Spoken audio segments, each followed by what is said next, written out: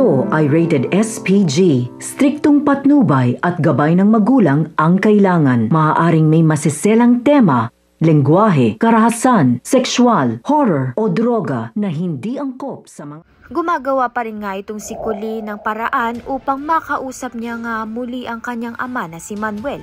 Kaya naman nga tatawagan niya nga muli itong si Jessica. Subalit si Hazel nga ang makakasagot at maririnig nga niya kung paano nga pagmalupitan ni Hazel ito ngang si Manuel at si Jessica.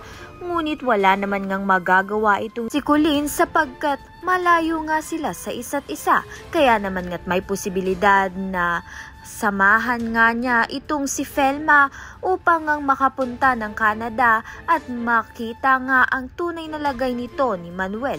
Subalit gagawa na nga ng paraan itong si Jessica upang makatakas na nga dito kay Hazel dahil binigyan nga sila ng pera nito ni William upang ang makauwi ng Pilipinas at doon magsimula ng panibagong buhay. Kaya naman nga't pagkaalis nga nito ni Hazel sa kanilang bahay ay plano na nga ni Jessica ang lahat dahil napag-impake niya na nga ang kanyang ama na si Manuel. Kaya naman nga't aalis na nga talaga sila ng Canada at iiwan na nga nila itong si Hazel.